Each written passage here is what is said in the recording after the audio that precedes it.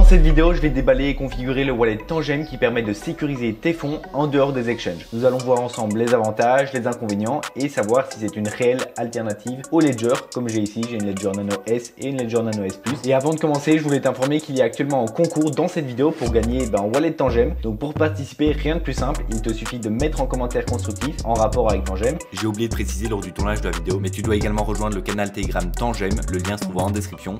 Et avec ces deux critères, tu seras éligible au concours. Alors la première étape, ça va être tout simplement de déballer les cartes. Donc on va voir ici, vous allez recevoir une petite boîte comme ça. Et dans la boîte, vous allez avoir 3 cartes, donc plus un petit mode d'emploi. Mais ce qui va vraiment nous intéresser ici, c'est les 3 cartes. Donc comme vous pouvez les voir ici, c'est des cartes qui sont assez sobres, noires avec le petit logo Tangem. Et à l'arrière de la carte, voilà, on a des petits symboles. On a un symbole notamment qui nous dit de mettre la carte contre notre téléphone pour la scanner. Et on a à chaque fois un numéro de série. Donc ça va être utile par la suite, je vais vous expliquer pourquoi. Mais voilà, ça arrive sous ce format-là avec 3 cartes qui sont la même dimension que des cartes bancaires classiques. Et c'est donc avec ces cartes qu'on va pouvoir faire nos transactions, déverrouiller nos toilettes et voilà, faire toutes les actions en rapport avec notre portefeuille. Dans la petite notice, on nous dit bien que c'est des cartes qui sont assez résistantes. Donc par exemple au niveau des températures, ça résiste entre moins 25 et 50 degrés. Et également ça résiste à l'eau et à la poussière. D'ailleurs, si tu n'as pas encore de wallet, je te mets en description un lien qui va te permettre de gagner 10 € sur ta prochaine commande. Donc n'hésite pas à passer par là. Moi je gagne une petite commission dessus et toi tu as également 10 € offerts. Donc voilà, je te mets toutes les infos en description. Maintenant qu'on a les cartes, on va directement vouloir les configurer. Et pour ça, rien de plus simple, vous avez un QR code dans la notice ici pour scanner et directement télécharger l'application. Ou alors vous allez aller sur le Google Play Store ou l'Apple Store pour télécharger l'application Tangem. Donc voilà, vous avez la capture de mon écran. Moi dans mon cas c'est un Android, mais c'est exactement pareil pour un iOS. Et vous allez tout simplement venir rechercher ici Tangem.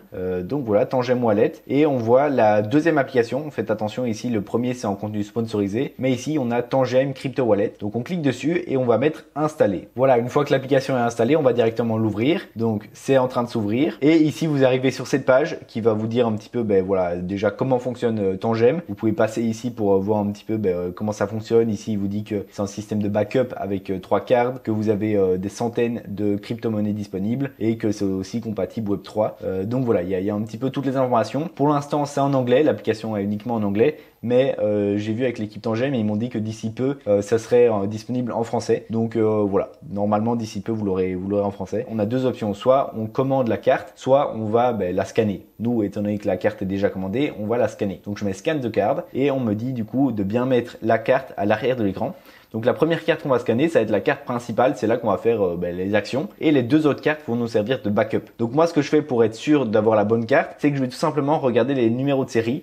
Donc à l'arrière de la carte, vous avez les numéros de série. Et moi je vais prendre le plus petit au plus grand. Donc ici voilà, j'ai 56, 23 et 31. Du coup je vais commencer par 23, puis 31, puis 56. Et ça va me permettre de savoir du coup quelle est ma carte principale et quelles sont mes cartes de backup. Donc voilà, je prends ma carte principale, je la mei au dos de mon téléphone comme ceci. Et là il me dit que voilà, c'est succès, ça a bien été enregistré. Il me donne un petit peu les termes et services à accepter de Tangem, à savoir que l'application Tangem, et je vais y revenir par la suite parce que je pense que c'est un point qui est très important, c'est une application qui est open source. Qu'est-ce que ça veut dire? Ça veut dire que vous pouvez voir le code de l'application et donc vous pouvez être sûr que c'est une application qui n'a pas de problème, qui n'a pas de virus à l'intérieur et tout, parce que toute la communauté vérifie cette application et peut voir les changements qu'il y a en temps réel sur l'application. Donc voilà, pour moi c'est un point qui est très positif. Ça permet de savoir que nos fonds sont en sécurité et que même si par exemple l'entreprise Tangem ferme, mais l'application va toujours vivre et nos cryptos qui seront sur nos wallets Tangem n'auront pas de soucis parce que voilà, ils n'auront pas été compromis. Donc ici on va accepter tout simplement les termes et les conditions. Et donc on arrive sur cette interface qui nous dit que les clés privées sont directement à l'intérieur de la carte et que donc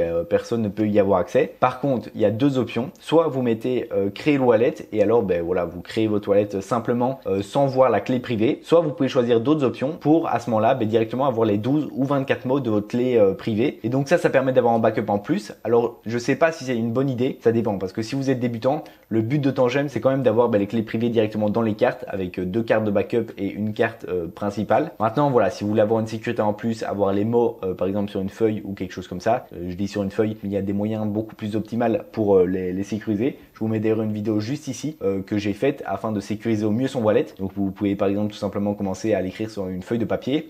mais il y a des méthodes beaucoup plus avancées où vous allez par exemple les mettre sur des petites plaques en métal, où vous allez les enterrer dans votre jardin dans des bouteilles étanches. Bref, il y a énormément de choses qui sont possibles, mais encore une fois, dans mon cas je vais vous montrer l'option avec la phrase de récupération. Mais si vous êtes débutant, je vous conseille de créer un wallet et simplement de bien sécuriser ces cartes là. À savoir que vu qu'il y a 2 cartes de backup, moi ce que je ferais c'est que je prendrais cette carte principale et les 2 autres je les disperserais vraiment loin pour que s'il y a un problème, voilà, il n'y ait pas de souci. Imaginons votre maison elle brûle, si vous avez 3 cartes au même endroit, bon c'est chouette d'avoir 3 cartes, mais à ce moment là c'est un peu mort quoi. Donc il faudrait mieux mettre ces 2 cartes à des endroits différents, si possible à des pays différents même, mais voilà, je sais bien que c'est un peu compliqué, donc le plus espacé c'est, le mieux c'est. Maintenant c'est en fonction de ce que vous pouvez faire bien sûr. Alors ici comme on l'a dit, je vais mettre autre option et je vais mettre ici générer une seed phrase. Également si j'avais déjà un wallet existant, je peux l'importer dans mes tangèmes, mais ici on va générer une seed phrase. Et donc ici il me donne le choix de choisir entre 12 mots ou 24 mots. Donc à mon avis vous les verrez à l'écran, je vais pas les flouter parce que je vais supprimer le wallet après. Donc les petits malins, n'essayez pas, ça sert à rien, c'est juste une perte de temps. Et donc ces mots là, le but c'est de les sécuriser au maximum car ça a la même utilité que votre carte en fait. Donc il faut vraiment bien les sécuriser, faut que ça soit en dehors du cloud, faut pas faire de capture d'écran, pas les enregistrer je sais pas dans un Google Drive ou un truc comme ça. Je vous conseille, comme je vous l'ai dit, la vidéo si vous voulez aller un peu plus loin. Et donc voilà, je viens de sécuriser mes mots. Maintenant je vais mettre continuer et là il va me demander de checker pour être sûr que j'ai bien noté mes mots et que j'ai pas fait d'erreur. Donc également vérifier bien manuellement. Et donc là ici je les ai notés à côté. Ça va être pistol qui était en 2, ça va être ghost qui va être en 7e mot et en 11e mot on va avoir reach. Voilà. Donc là je peux mettre créer wallet et donc ici il va me dire de remettre la carte, donc la même. Donc il faut bien regarder, comme je vous l'ai dit, le petit tips des numéros de série, c'est beaucoup plus simple pour s'y retrouver. Et donc ici voilà, je vais mettre ma carte au dos du téléphone. Il est bien dit ici que ça peut prendre un petit peu de temps et donc de pas trop bouger. Donc là je vais la mettre directement, voici, au dos. Je vais attendre et voilà, là il me dit success. Donc tout s'est bien passé au niveau de ma carte principale et on arrive au moment des backups. Donc je vais simplement cliquer sur le bouton backup now et il va me demander donc d'ajouter une carte de backup. Je clique dessus et là je vais prendre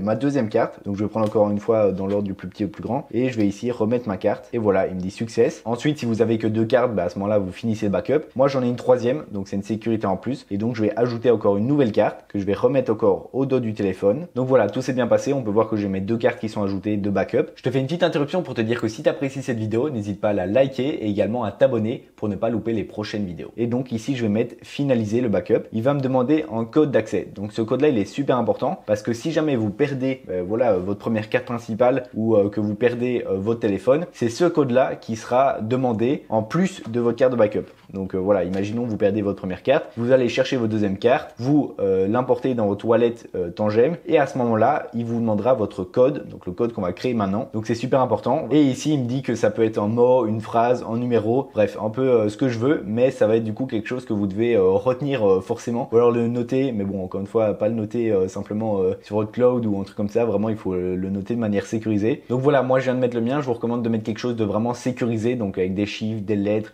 des majuscules, des minuscules, vraiment le plus sécurisé possible parce que ça va être vraiment un élément important. Si par exemple quelqu'un arrive à trouver une de vos 3 cartes et qu'il a accès aussi à votre code, il pourra accéder à votre fonds. Donc c'est les 2 choses qui sont importantes, c'est la carte et le code. On vous demande de confirmer le code pour être sûr que vous avez bien choisi. Et voilà, donc maintenant il me demande de finaliser une dernière fois en montrant les cartes. Donc là c'est la carte 6323, donc c'est la première, c'est la principale et c'est pour ça que c'est important de bien regarder le numéro de série à l'arrière de votre carte. Donc là je vais mettre scan et encore une fois je vais le mettre à l'arrière du téléphone. Et voilà, il me demande de tenir 15 secondes. Donc il faut être sûr de pas trop bouger parce que c'est dans ces moments là qu'il peut y avoir un souci. Mais si jamais il y a un souci, on peut recommencer de zéro. Mais bon, c'est toujours du temps un peu perdu. Donc on va éviter de trop bouger. Et voilà, il me dit que ça a été success. Ensuite, je vais présenter la carte de récupération numéro 1, donc qui finit par 6331. Je l'ai ici, je vais mettre scan et encore une fois, je la mets au dos de l'écran et j'attends 15 secondes. Voilà, ça a été fini. Et enfin, la dernière carte, je mets scan et je la mets encore une fois à l'arrière du téléphone. Et voilà, c'est parfait. Ça c'est bien terminé. Donc je peux voir que maintenant toutes mes cartes sont configurées. Je peux directement aller à mon wallet. Il me demande d'ailleurs si je veux activer l'empreinte digitale pour accéder à l'application. Donc là, je vais autoriser. Comme ça me permet dès que je vais ouvrir l'application de devoir mettre mon empreinte. C'est une petite sécurité en plus. Je vous la recommande. Et donc on arrive sur l'interface principale, là où vous aurez toujours votre wallet et vous pourrez voir vos tokens, etc. Donc c'est quelque chose qui est assez simple, mais je pense que c'est pas mal pour les débutants. Comparé par exemple à Ledger qui est un peu plus compliqué, je trouve, l'interface. Là on a quelque chose de sobre et de vraiment simple. Donc ici on a notre wallet avec, on peut voir les 3 cartes et si jamais vous pouvez ajouter plusieurs wallets. Donc vous pouvez avoir plusieurs sets de 3 cartes et ça permet voilà d'avoir différents wallets sur la même application. Et Ici on a nos actifs, donc on peut également organiser les tokens en mettant Ethereum en premier par exemple ou Bitcoin. On peut également faire des groupes, donc ça vous verrez après quand on a pas mal de tokens. Mais voilà, on peut trier de différentes manières. Et également ce qu'on peut faire c'est ajouter des tokens à l'affichage. Donc ici tout en bas on a un bouton Manage Token. Je clique dessus et là j'ai tous les tokens qui sont disponibles et à chaque fois sur quelle blockchain c'est disponible. Donc par exemple si je regarde Ethereum, je peux l'activer comme il est déjà activé sur la blockchain Ethereum, mais également sur la blockchain Solana. Vous voyez par exemple NIR ici, je peux voir que je peux l'activer sur la blockchain NIR ou sur la blockchain BEP20. Je vais juste l'activer ici et il y en a vraiment beaucoup de tokens et ils en rajoutent tous les jours. Donc normalement vous ne devriez pas avoir de problème pour trouver votre token. Donc voilà, je vais en prendre un petit dernier. Allez ici GMX, je le prends sur l'Arbitrum Chain et je vais mettre Save Change. Et donc là il va me demander mon code d'accès. Donc c'est le code encore une fois que vous avez mis au début qui est très sécurisé. Voilà, de temps en temps il va vous le redemander et je pense que c'est pas une mauvaise chose. Comme ça vous êtes sûr de pas l'oublier et de toujours y avoir accès. Donc voilà, je viens de le taper, je mets continuer et là il me demande de scanner la carte. Donc c'est sûr que votre carte vous en aurez besoin souvent. Donc il faut pas que vous la mettiez trop loin. Votre carte principale, en tout cas les cartes de backup, il faut vraiment que vous les mettiez plus loin. Et voilà, je viens de scanner et donc maintenant on peut voir l'affichage avec les différentes cryptos qui sont directement sur mon wallet. Également, si par exemple je veux ajouter, on va dire l'USDT, je vais mettre Manage Token, je vais rechercher USDT même si je l'ai vu, il était juste là. Et ici, j'ai juste à descendre. Vous pouvez voir que l'USDT il est sur beaucoup de blockchains, donc il y a vraiment de tout. Moi, je vais prendre sur la blockchain Binance Smart Chain, donc ici BEP20, le deuxième, parce que je sais que c'est des frais qui sont moins grands. Alors que si vous mettez par exemple sur la blockchain ERC20, vous allez payer peut-être 5-10 $ de frais, qui est dommage pour juste envoyer des tokens. Là, sur la BEP20, je sais que les frais seront minimes et que je vais aussi pouvoir envoyer des fonds à partir d'un exchange. C'est ce qu'on va faire actuellement. Donc là, je vais mettre Save Change et donc ici, je vois mon Tether. Je clique dessus et là, je peux faire différentes options. Notamment, je peux en recevoir et c'est justement l'action qu'on va faire. Si je mets Resave, j'ai tout simplement l'adresse à laquelle je dois envoyer mes USDT sur la BEP20. Et donc ici, je vais la copier et je vais directement aller sur l'application BitGet parce que c'est l'exchange que j'utilise le plus pour envoyer des fonds. Et donc voilà, je suis sur mon wallet BitGet, je vais aller directement ici dans Actifs et je vois que j'ai des USDT disponibles, donc j'en ai 1000 environ. Et donc moi ici, je vais venir dans le spot pour voir mes actifs en spot, l'USDT et je vais mettre ici tout simplement retrait. Donc retrait on-chain étant donné que je vais l'envoyer vers une autre adresse BEP20. Je choisis le réseau, donc comme je viens de le dire, BEP20, ça coûte 30 centimes, donc vous voyez que c'est assez peu cher. Et je vais mettre l'adresse de contrat, donc je la colle étant donné que je l'ai copié juste avant. Et également le montant que je veux mettre. Donc ici, je vais mettre pour le test, je vais simplement mettre 80 USDT et donc je vais recevoir 80 $ sur mon compte parce que d'ailleurs j'ai pas de frais étant donné que je stack des BGB. C'est une fonctionnalité qui est pas mal de BitGet. Quand vous stackez des BGB, vous n'avez pas de frais sur les retraits, donc ça c'est vraiment très intéressant. Ici je vais mettre retirer, je vais simplement devoir je pense mettre mon double authentification. Et voilà, il va me demander de mettre une double authentification par email et par Google Authentificator. Donc ça, c'est une sécurité en plus. Je vais les mettre et dès que c'est fait, je reviens vers vous. Donc voilà, on se retrouve quelques minutes après et j'ai bien reçu mes 80 USDT. Donc c'est parfait. Et ici, on peut voir d'autres options. Donc par exemple, si je veux les envoyer mes 80 USDT, je vais simplement renseigner l'adresse vers laquelle je veux l'envoyer. Donc bien sûr, encore une fois, sur la BEP20. Et voilà, j'ai simplement à faire ça. Vous avez également l'option de les vendre. Donc ici avec le bouton Sell. Alors quand vous faites ça, on peut essayer. Ça va vous emmener sur l'intermédiaire MoonPay qui est assez connu. Encore une fois, c'est un intermédiaire, donc ça va prendre pas mal de frais. Donc voilà, encore une fois, je vous recommande pas forcément. Et également le bouton Buy pour acheter directement. Donc là, pour l'USDT, c'est pas disponible. Mais par exemple, si vous allez sur Bitcoin, c'est bien sûr disponible. Et encore une fois, il va passer par l'intermédiaire, dans ce cas-ci Mercury. Voilà, vous allez souvent avoir pas mal de frais. Donc je pense que vous l'avez compris. Pour moi, le wallet en gemme, il est très très cool pour la sécurité. Mais pour les actions qui sont à l'intérieur, je vous recommande pas parce que ça va à chaque fois passer par des intermédiaires et donc avoir des frais qui sont supplémentaires. Par contre, je viens de me rendre compte que j'ai fait une erreur de débutant. J'ai tout simplement pas approvisionné le réseau avec le token natif. Donc vous pouvez voir ici qui me met que j'ai pas assez de BNB pour couvrir les frais. Et donc bien sûr, vu que c'est un wallet décentralisé, c'est comme MetaMask en fait, vous allez avoir des frais pour chaque réseau et pour ça il faut avoir un petit peu de frais dans son wallet pour par exemple échanger ou envoyer des cryptos. Et donc dans mon cas, là je suis bloqué parce que j'ai des USDT sur la BEP20 mais j'ai pas de token BNB qui vont me permettre d'envoyer des fonds. Donc là je vais aller au BNB et je vais simplement recevoir un petit peu de token tout simplement pour pouvoir faire des actions. Donc je vais répéter l'action en mettant Resave, je vais copier l'adresse et je vais encore une fois aller sur mon compte BitGet pour envoyer des fonds. Ok, donc c'est parfait, je viens de recevoir mes petites fractions de BNB. Donc vous voyez que c'est 10 $, c'est à peine, mais ça va me permettre de couvrir mes frais de transaction. Et donc maintenant si par exemple je veux transférer mes USDT en BNB, BNB, eh ben, je vais venir ici dans Swap. Et donc ici, je vais choisir le nombre d'USDT. Donc ici, je vais mettre le total, donc 80. Et donc, ça va me donner le résultat en BNB. Voilà. Et il me dit qu'il va passer par un DEX, donc par OneInch. Donc c'est un DEX qui est assez connu, qui est pas mal. Donc je vais donner la permission. Et pour ça, je vais devoir approuver avec ma carte. Donc ici, déjà, il me demande le montant que je vais approuver en USDT. Si vous mettez illimité, c'est un peu dangereux parce que ça va permettre, s'il y a une faille, par exemple, dans le protocole OneInch, au hacker de retirer tous les fonds, en fait, parce que vous approuvez le fait qu'on peut retirer tous vos fonds. Alors que si vous mettez la transaction actuelle seulement, et voilà, il y a beaucoup moins de risques et en fait, ça va être un petit peu plus chiant parce qu'il va falloir à chaque fois faire un transfert. Mais vu que la BNB, c'est des frais assez réduits, moi, je vous conseille quand même de toujours passer par là. Et je vais ici scanner avec ma carte, donc je la mets au dos de mon téléphone et donc ici, il me dit que c'est bien success, que je peux approuver la transaction. Donc c'est en train de se faire en arrière-plan. Donc voilà, ça vient de se faire et maintenant, je peux seulement swapper. Donc avant, j'ai dû approuver et maintenant, je peux seulement échanger mes fonds. Encore une fois, je vais devoir mettre ma carte au dos du téléphone. Hop, et voilà, success. Donc maintenant, c'est en progrès. Vu que c'est sur la DeFi, ça prend un peu de temps, mais avec la BNB, ça va assez vite. Et voilà, j'ai bien reçu mes fonds sur la BNB Chain et vous pouvez voir aussi l'historique des transactions en dessous où on peut voir que j'ai fait une transaction et si on clique dessus, d'ailleurs, on arrivera sur la BSC Scan qui va nous donner tous les détails, mais bref, ça, je vais vous épargner ça. Donc maintenant qu'on est là-dessus, je vais vous montrer comment envoyer les fonds parce que vu que je vous ai montré ma seed phrase, mon wallet, il est un petit peu obsolète là. Sinon, tout le monde va venir me voler mes 89 $.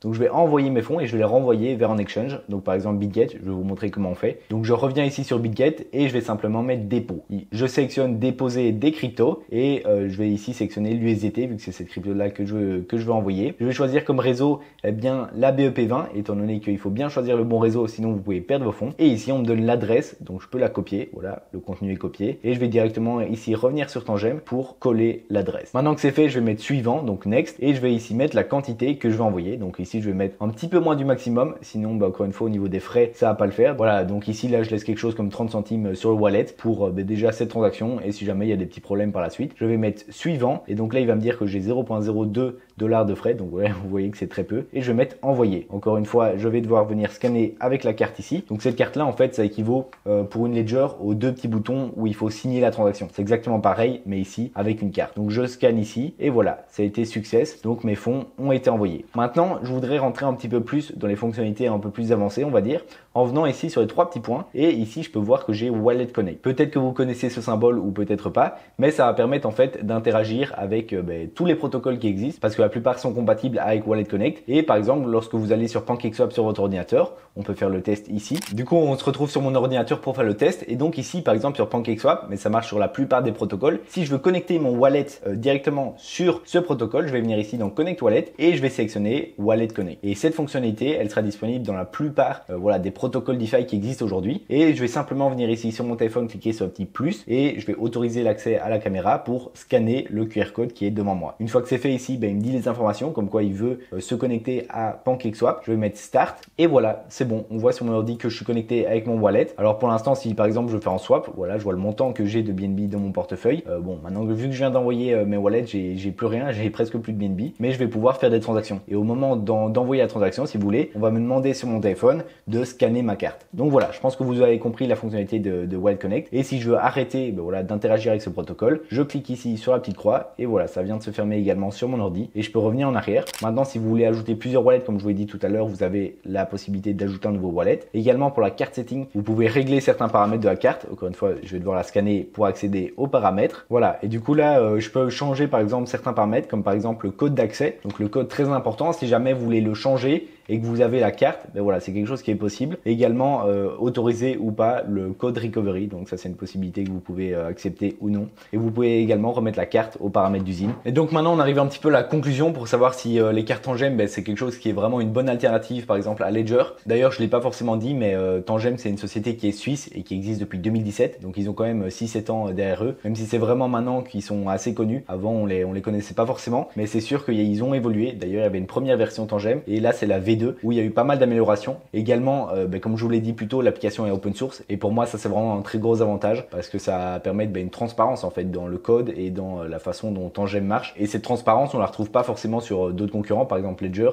J'ai ces deux clés là que j'utilise depuis plusieurs années et je suis très content. Mais voilà, c'est important de se diversifier pour tout d'ailleurs, pour que ce soit ses actifs en crypto, que ce soit ses wallets, que ce soit également ses cold wallets et hardware wallets. Donc c'est pour ça qu'aujourd'hui j'ai des Tangem parce que c'est bien d'avoir plusieurs clés physiques, mais si ces plusieurs clés clés qui sont de la même marque. Si un jour il y a un problème, qu'on découvre une faille avec la marque Ledger, eh ben c'est embêtant quoi. Même si vous avez plusieurs clés et que vous avez dispersé vos fonds, ben vous pouvez quand même tout perdre. Donc c'est important de changer aussi de marque. Et donc ici quelque chose qui est open source. Voilà, c'est important pour moi de se diversifier dans cette méthode là. Et c'est pour ça que aujourd'hui j'ai décidé de prendre les 3 cartes Tangem. Alors vous pouvez également prendre les 2 cartes. Maintenant je trouve que la différence de prix c'est 55 $ pour 2 cartes et 69 $ pour 3 cartes. Donc la différence c'est pas énorme. Et pour moi c'est quand même une sécurité en plus parce que si vous perdez votre carte principale, voilà, ça peut arriver. Eh bien vous avez plus qu'une carte et une carte vous stressez quand même pas mal. Alors bien sûr vous pouvez en racheter et relier vos toilettes à plusieurs cartes après, mais je vous conseille quand même de prendre 3 cartes et bien sûr comme je vous l'ai dit de bien les mettre à des endroits qui sont différents. Et donc si tu ne l'as pas encore fait, n'oublie pas qu'il y a le petit jeu concours en dessous de la vidéo, donc n'hésite pas à mettre un petit commentaire et d'ici peu je ferai le tirage au sort